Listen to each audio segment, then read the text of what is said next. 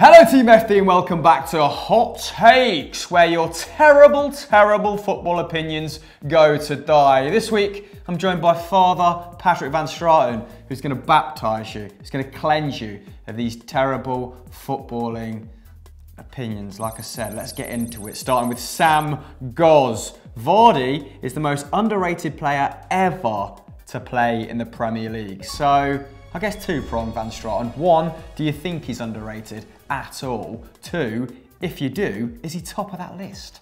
Doesn't everyone agree that Vardy's very good? Like, I mean, I feel like he gets plenty of credit for how good he is. I don't think he's probably the most underrated player in the Premier League right now. Maybe he is by people you know, that would explain it. But, I mean, the mere fact you're saying this sort of suggests he isn't, because I guarantee there are players in Premier League history who nobody says are the most underrated players, but were genuinely incredible. Like, no one talks about Les Ferdinand or Teddy Sheringham, who were amazing. Nobody even talks really about like Dwight York, who was amazing, or Pires. What was it somebody was saying about Pires? I need to remember this. Oh yeah, they said Giggs was better than Pires. There we go. I mean, come on. I feel like the most underrated player in the Premier League history is probably a defender, like just because they never get the credit they deserve. And there are guys like Gareth Barry, who everybody like hates because he's boring, but he was actually fantastic for a really long time. What a professional. He's just a great footballer. His body, even at 38 now, blimey. Milner is more underrated in Premier League history than Vardy.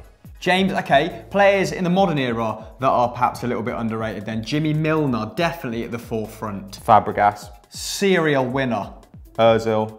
Ander Herrera, when he was in the Prem, was very underrated. Idrissa Gueye was very underrated for a long time. Like, guys who do the dirty work are generally speaking like not really talked about that much. And I still think that Cesar Azpilicueta nobody really spoke about until once Gary Neville was asked on Monday Night Football, like, who's the best defender, like actually at defending in the Premier League, and he said Azpilicueta. And I think before that nobody really thought about him much either.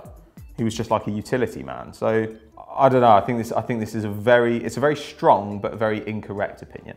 I'm trying to think of some more to sprinkle on that mountain of suggestions that you've just conjured. Lewis Cook last season I thought was very good, very unfortunate with injuries. Eric Lamela seems to be Mauricio Pochettino's go-to guy to solve a lot of kind of tactical problems. But yes, going back to Jamie Vardy, I'll cover JV9. I mean, definitely the most underrated shithouser. I mean, how you can be 9-0 up and still cupping your ears to the crowd. Definitely revealing about your character.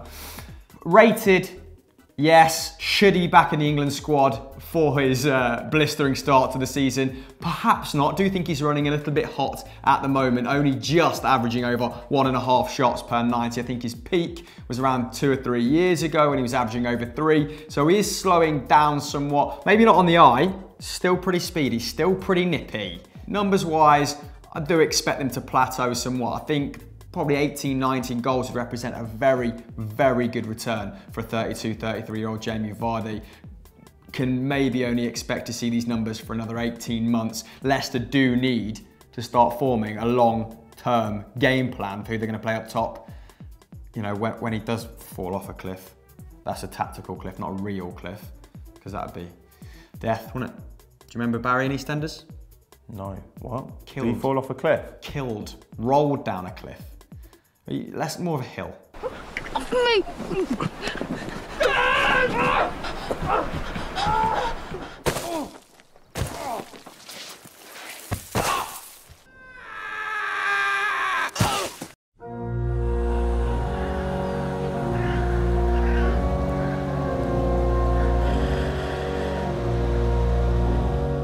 Stephen Donovan, cousin of Lando, and Ray actually. Ray Donovan's a good Donovan. He's not a good Donovan, he's a Donovan. Anyway, Stephen Donovan has said Gini is the key player to Liverpool's midfield, even more than Fabinho. I don't know, I mean, like the thing about this is like, that's half an opinion. Like, if somebody said that to you in real life, you'd say, okay, why?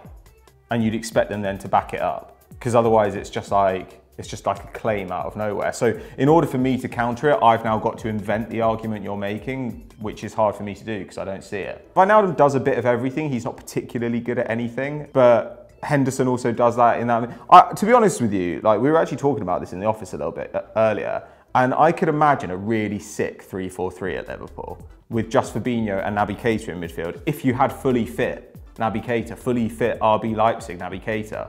But it just looks like you're never going to see fully fit Naby Keita. Who would be the third centre-half in that three? Well, you'd have, the thing about Joe Gomez is he's obviously played right back, Right, so okay. he'd be perfect for that wide position. And you could play Matip in the middle and then Van Dijk on the left. That'd be pretty tasty, and it gets your fullbacks higher up the pitch. But I don't know really, like he's fine. He does what they need him to do. I don't see why we need to have this argument. So what's the thinking behind the 3-4-3, which I think is probably a little bit more interesting than this statement? So to relinquish Robertson and Trent Alexander-Arnold of any defensive duties, just unleash them? I think insofar as Liverpool have a weakness this season, it's often been people getting in behind the fullbacks. Particularly Trent, more so than Robertson, I'd say. Robertson's a better defender. Yeah, I would agree, but he still is often up pitch a lot, and there is always space behind him.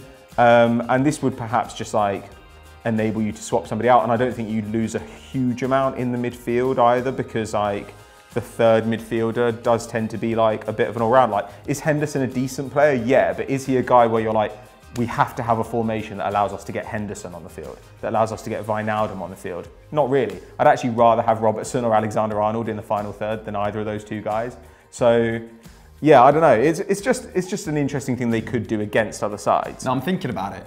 I'm thinking about it a lot. It depends how Gomez develops. It is, and it's very reliant on Naby Keita becoming that player once more, right? Or Ox finding the form that he had towards the end of the season 2 years ago. Or if they had someone genuinely outstanding on all fronts who's been really consistent and still had the kind of legs to enact that role, like a Verratti. And Fabinho can kind of still be the more defensive-minded midfielder. Verratti can be the progressor. Whoa.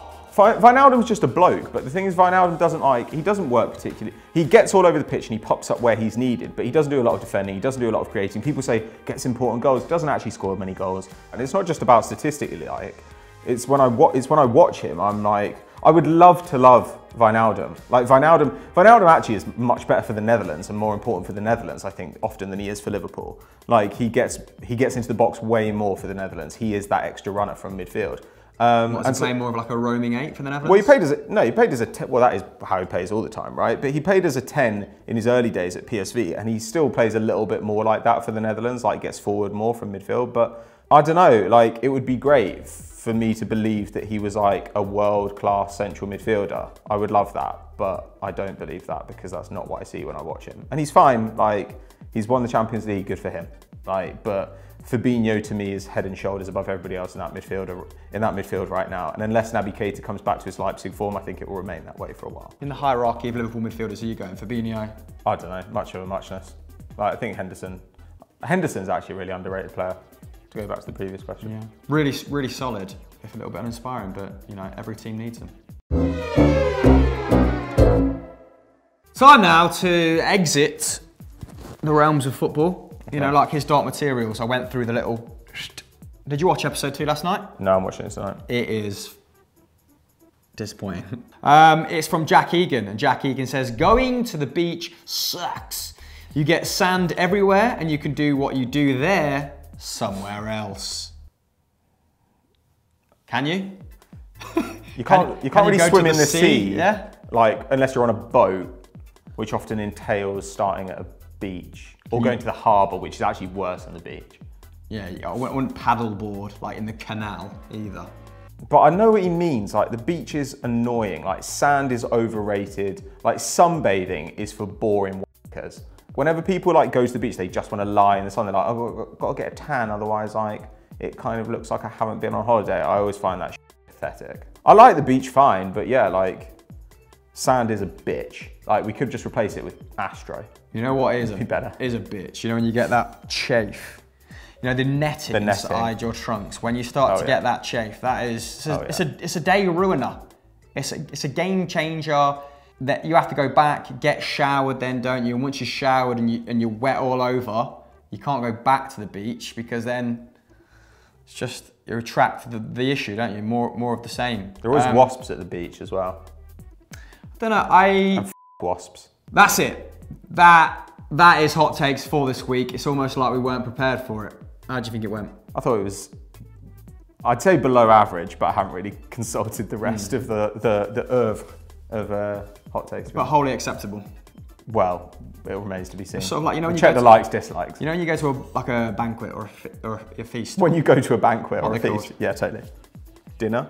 No. A restaurant? No. Buffet? Buffet is the word I was looking A for. banquet? A banquet. You know, a ye olde buffet. And there's only like pasta left. And the pasta's still all right. That's what this episode was. Sure. Bye.